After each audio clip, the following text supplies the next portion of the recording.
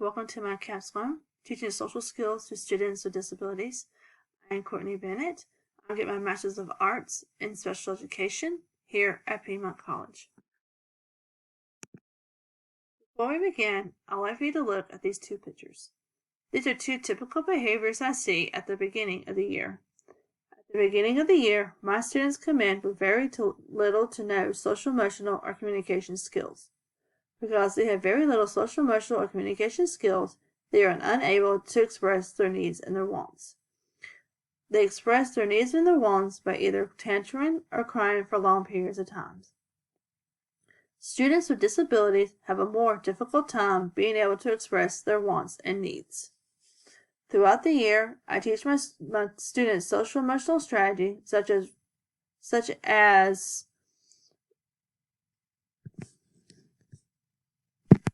Hi, welcome to my capstone, teaching social skills to students with disabilities. I am Courtney Bennett.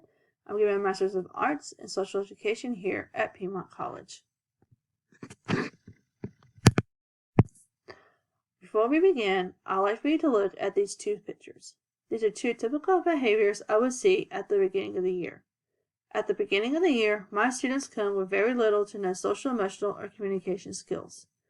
Because they have no social, emotional, or communication skills, they're not able to tell us their needs or their wants. Because they're unable to tell us their needs or wants, they either tantrum or cry for long periods of time. Students with disabilities have a more difficult time being able to express their needs and wants. Throughout the year, I teach my students social skills such as being able to regulate their emotions to help them become more successful in the classroom. I would like to thank the panel for coming to listen to my capstone exhibit today. I'd like to thank Dr. Candace Southall. She is my advisor, and she's been one of my main professors here while I'm in my graduate programs. I have learned a lot from her, and I hope to take the information I have learned with me to help me become a successful special education teacher. I'd like to thank Dr. Clay Crowder, who took the time out of his busy schedule to come and listen to my capstone exhibit today. I'd like to thank Rebecca Sator, who is the behavioral specialist for the Clark County School System. I worked with Ms. Sator at the Office of Early Learning for 8 years. She was our behavioral specialist as well as our educational coach for our team. Ms. Sator had become a mentor and helped me to become a successful teacher. She taught us strategies how to deal with difficult classrooms as well as difficult students. I have learned so much with her throughout my time with her. I'd like to thank Dr. Ellis Clinton, who is my capstone instructor. He is also one of my main professors in my journey to get my special education degree. I also have learned a lot from his classes. I also like to thank him for helping me get through my capstone instruction in one piece. Today, I would like to demonstrate my understanding of the Council for Exceptional Children Standards, assessment, curricular content knowledge, program services and outcome, research and inquiry, leadership and policy, professional and ethical practice, and collaboration. What is social emotional learning? According to the Committee for Children, social emotional learning is the process of developing the self-awareness, self-control, and interpersonal skills that are vital for school, work, and life success. Students with disabilities also might have some social skills defects. Some social skills defects that you might see within the classroom is low self-esteem, poor social skills, and high levels of stress and anxiety. Teachers may also see depression and more behavioral conduct. Students with disability and lack of social emotional skills may have a negative experience and does not want to come to school. Also, students might have the inability to control their anger management. They will not be able to control their actions, which when they get angry, which may cause them to throw objects, or hurt other peers or teachers.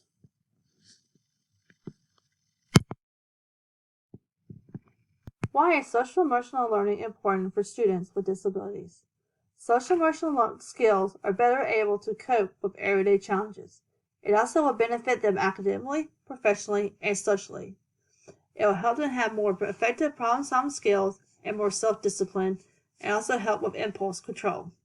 It also helps with emotional management, and more social emotional provides a foundation for positive long-term effects. When they get older and when they get jobs, they're able to communicate better with other peers, co-workers, and just out in the community as general.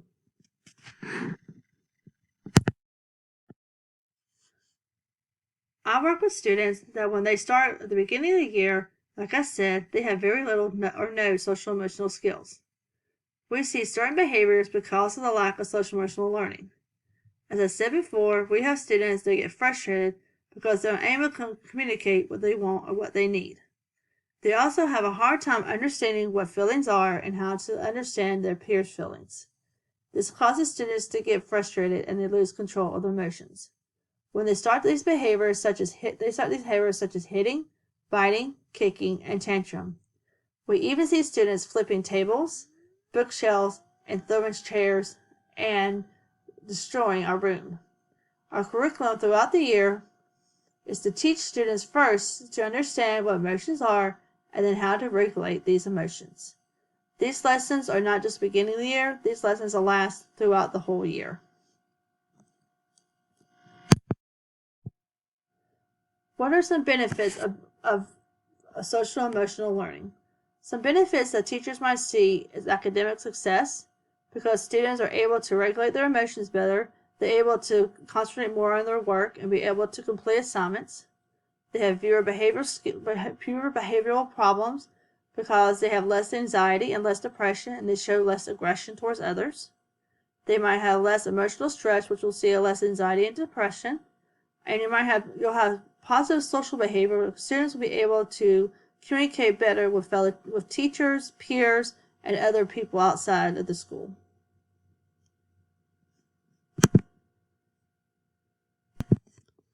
I have done some journal research, and I found 3 articles that I found very interesting that come close to will help me in my classroom. The first article is called Social and Emotional Learning in a Preschool Student, a study of a strong pre-K. It uses 52 pre-K students in the collaborative classroom. The school uses the social emotional learning curriculum consisting of 10 lessons. The dependent variable is to help the students be able to control better their anger after these lessons.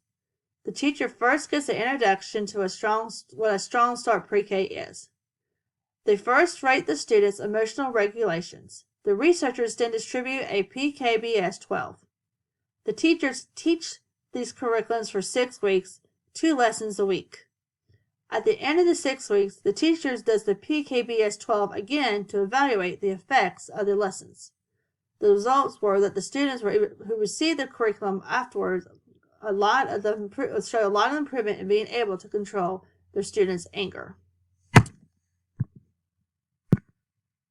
The second article, Investigations of Dimensions of Social Emotional Classrooms, Behaviors, and School Readiness for Low-Income Preschool Students, I found also very interesting because I work with low-income preschool students on a daily basis. This study was really interesting because it consists of 1,764 preschools enrolled in a large urban Head Start program, which I also work in as well. The children range from the ages of 44 to 81 months.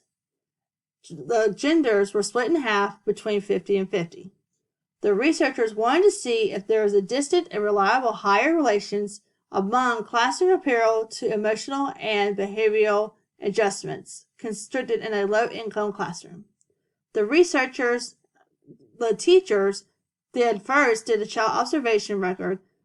There were also a group of graduate students who composed a TEMA2 and also assessed the individual students and when they were by themselves, compared how they were by themselves and how they were with other peers. The results of this study found that girls were actually better able to have higher relationships among classrooms, emotional and their emotional behavioral adjustments. That girls were better able to adjust to the behaviors better than boys.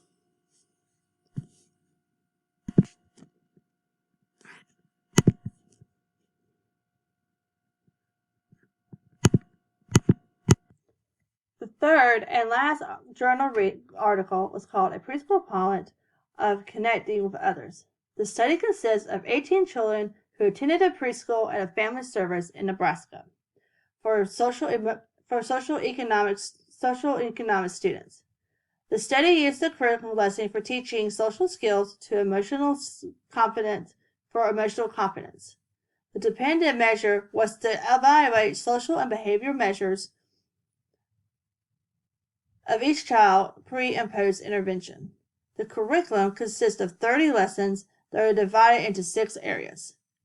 Each lesson followed a specific format that incorporated a direct instruction, group activity, and independent activity.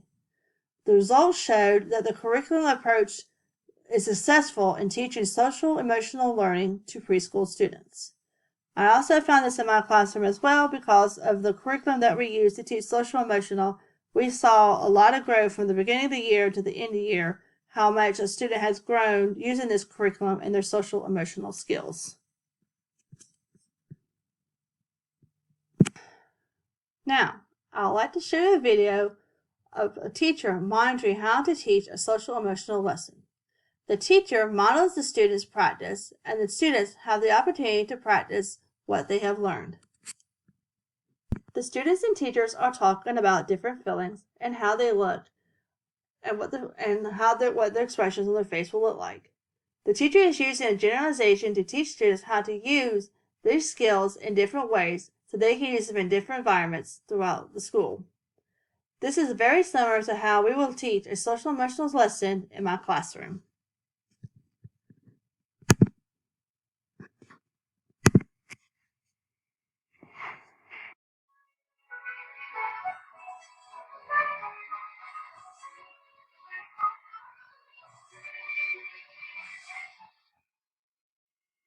Sophia